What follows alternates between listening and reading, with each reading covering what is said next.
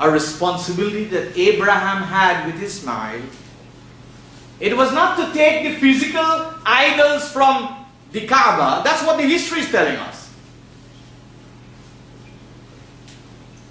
But if you study the Arabic language,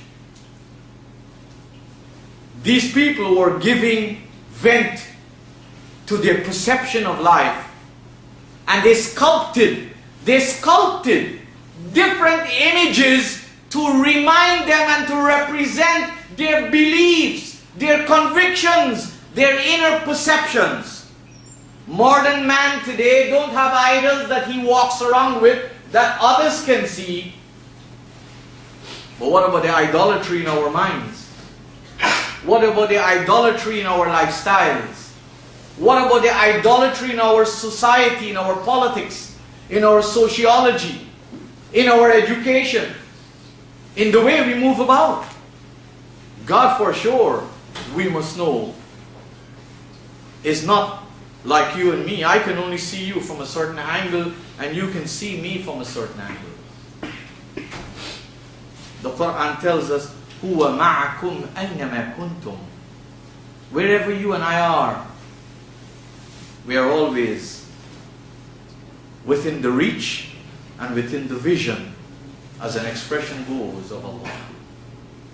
I remind myself and you, let us spend some time to focus on the mindset of guidance rather than to be preoccupied with physical rituals, especially the ones of washing the body many, many times, but hardly taking time to wash the minds, to wash the values, to wash the concepts, to wash the prejudices from our lives, the falsehood from our lives, and to wash away stagnation. That is what we should be washing, and water cannot wash that.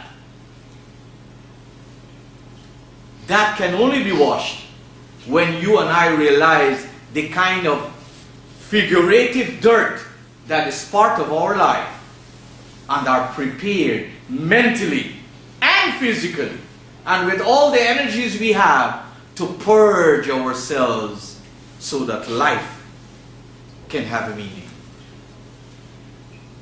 I leave you and I leave myself with these reminders, and I ask us all to remember that Allah is Ghafoor Rahim, and Ghafoor doesn't mean the one who forgives alone. There is a helmet that the average person puts on who rides a bicycle, motorcycle or manual cycle, and that helmet is called mighfara. It means there's some specific actions we have to adopt. Otherwise we will be hit down with the punishment of our actions in life. And that is, we need to protect ourselves from committing those faults and those wrongs over and over. That's the meaning that Allah is Ghafoor. He provides and provides and continues to provide these opportunities for us until the end of our time. But it's not a case we say, "Oh God, forgive me," and our slate is clean. That's what Muslims believe. But that's not established in the Qur'an. We have to protect ourselves from committing those mistakes over and over, as the rider protects his head or her head with the mighfara, the helmet. I leave this with myself and you for consideration, knowing especially that you're people of good profession, you work in offices, you are people with established and lofty minds. Consider what I have said so that Islam will have meaning and substance to all of us. فَاسْتَغْفِرُوهُ إِنَّهُ هُوَ الْغَفُورُ الرَّحِيمُ.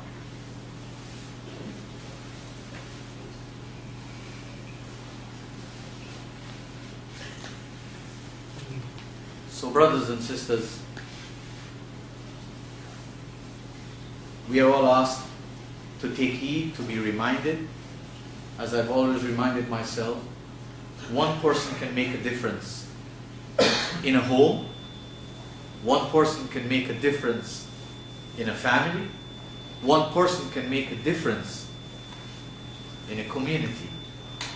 Let each and every one of us consider the difference we can make if we can strive for a loftier understanding and perception of what life is all about.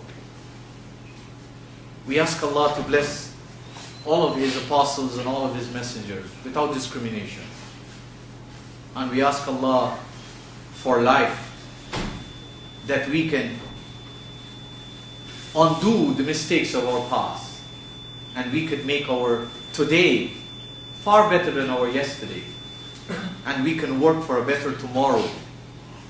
Hopefully there's a tomorrow for all of us. Let us turn in salah,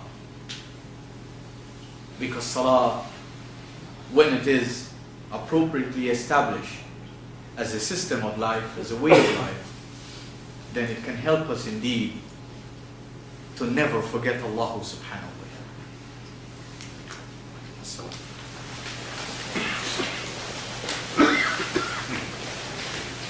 Allahu Akbar, Allahu Akbar, Allahu Akbar, Allahu